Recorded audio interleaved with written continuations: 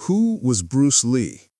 For many Americans who grew up watching television in the 1960s and going to movie theaters in the 1970s, that question carries a powerful sense of nostalgia. On the screen, he seemed almost unreal, moving with a speed and precision that audiences had never witnessed before. His kicks were lightning fast, his presence magnetic, and his confidence unmistakable. Yet Bruce Lee was far more than just a martial artist or a film star. He was a man who challenged the limits placed upon him, broke through barriers that once seemed immovable, and transformed the image of martial arts in Western culture forever. Long before martial arts films became a common part of Hollywood entertainment, Bruce Lee stood almost entirely alone, blending philosophy, discipline, athletic brilliance, and cinematic charisma into something the world had never quite seen before. Bruce Lee was born in San Francisco in 1940, during a time when his father was performing with a Cantonese opera troupe in the United States. His parents soon returned to Hong Kong, where Bruce would spend most of his childhood. Growing up in Hong Kong during the 1940s and 1950s exposed him to a fast-moving and sometimes difficult environment. The city was crowded and energetic, and like many young boys, he often found himself getting into trouble. Yet Bruce Lee's life was unusual from the very beginning. Because his father worked in the entertainment industry, Bruce was introduced to acting at a very young age. By the time he was still a child, he had already appeared in several films, gaining early experience in front of the camera. These early roles would later prove important because they helped him understand how film production worked and how to command attention on screen. As Bruce Lee entered his teenage years, his energy and competitiveness became even more intense. He was known to get involved in street fights, which concerned his parents greatly. To help discipline him and give him direction, Bruce was introduced to martial arts training. He began studying Wing Chun under the legendary master Ip Man. The training was demanding and highly technical, focusing on balance, speed, and efficiency. Under Ip Man's guidance, Bruce Lee developed not only his physical ability, but also a deep respect for martial arts philosophy. These lessons would later shape the foundation of everything he created. However, life in Hong Kong eventually became complicated for the young Bruce Lee. After several incidents involving street fights, his family decided it would be best for him to move to the United States. In 1959, at just 18 years old, Bruce Lee left Hong Kong and traveled to Seattle. He arrived with very little money and few connections, but he carried an extraordinary determination to succeed. In Seattle, he continued his education while working various jobs to support himself. During this time, he began teaching martial arts to local students, many of whom had never seen authentic Chinese martial arts before. This decision to teach anyone who wished to learn was controversial. In traditional martial arts circles, it was often believed that Chinese fighting systems should only be taught to Chinese students. Bruce Lee strongly disagreed with this idea. He believed martial arts should not be restricted by race or nationality. Instead, he saw them as a universal discipline that could benefit anyone willing to train with dedication and respect. This belief would eventually become one of the defining principles of his philosophy. While living in Seattle, Bruce Lee also studied philosophy at the University of Washington. His academic interests deeply influenced his thinking about martial arts and life itself. Rather than viewing fighting as a rigid set of techniques, Bruce Lee began to see it as a fluid and constantly evolving expression of human movement.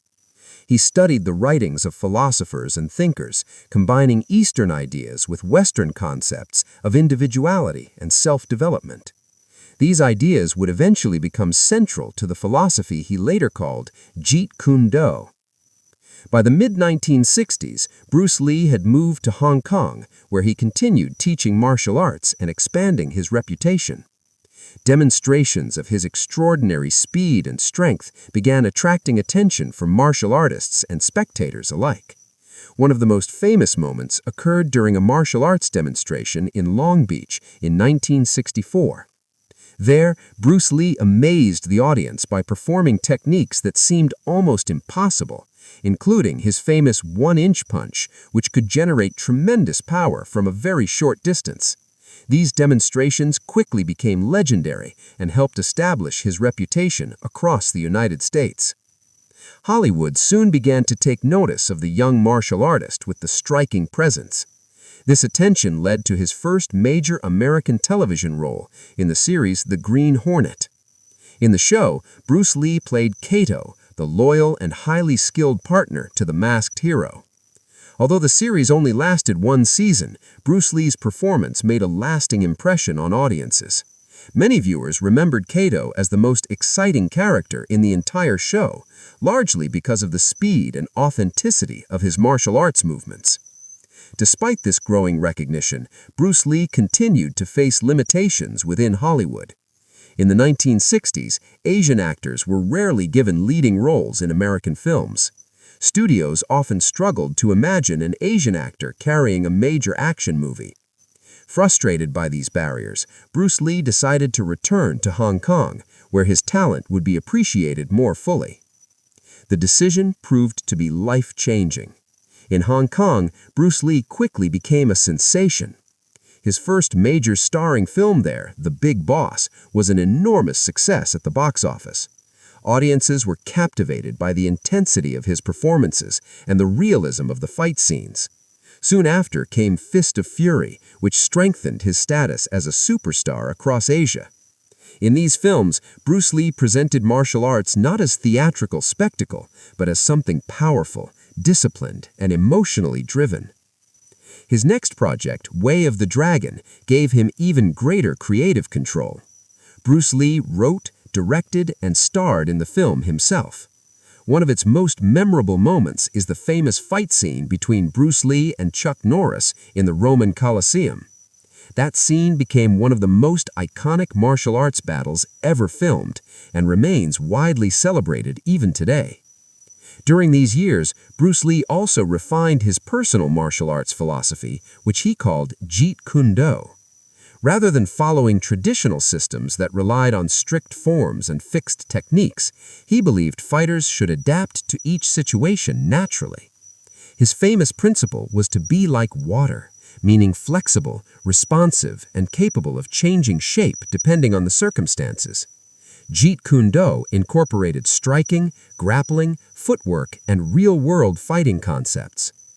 Bruce Lee treated martial arts almost like an evolving science rather than a fixed tradition. Another remarkable aspect of Bruce Lee's life was his dedication to physical conditioning. At a time when most actors did not train with the intensity of professional athletes, Bruce Lee followed an incredibly demanding fitness routine. He combined strength training, endurance workouts, flexibility exercises, and endless martial arts practice.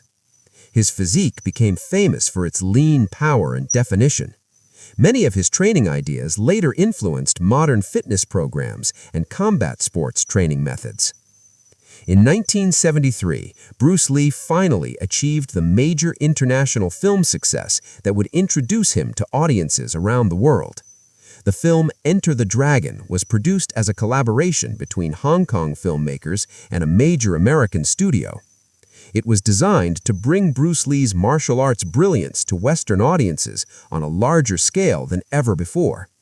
The film blended espionage, tournament combat, and intense action sequences, showcasing Bruce Lee at the peak of his abilities. Tragically, Bruce Lee would never fully experience the worldwide success of that film.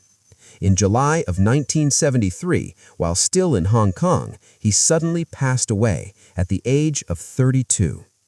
The exact cause of his death has been debated for decades, with various medical explanations and theories suggested over the years. Regardless of the circumstances, the sudden loss of Bruce Lee shocked fans across the world. After his death, Enter the Dragon became an international sensation, introducing millions of viewers to martial arts cinema for the first time. Bruce Lee's influence spread rapidly across the film industry, inspiring a new generation of martial arts movies and action stars. His style, philosophy, and intensity helped shape the direction of action cinema for decades to come. Beyond films, Bruce Lee also helped break cultural barriers within the entertainment industry. At a time when Asian actors were often limited to minor or stereotypical roles, he proved that an actor of Asian heritage could become a global star. His success opened doors for future actors and martial artists, helping to change the perception of Asian characters in Western media. Even decades after his passing, Bruce Lee remains one of the most influential figures in both martial arts and film history. Statues have been built in his honor, documentaries continue to explore his life, and his writings on philosophy and self-development are still widely read. Martial artists, athletes, filmmakers, and fans continue to study his techniques and ideas. Today, when audiences watch the films of Bruce Lee, they are witnessing more than just action scenes. They are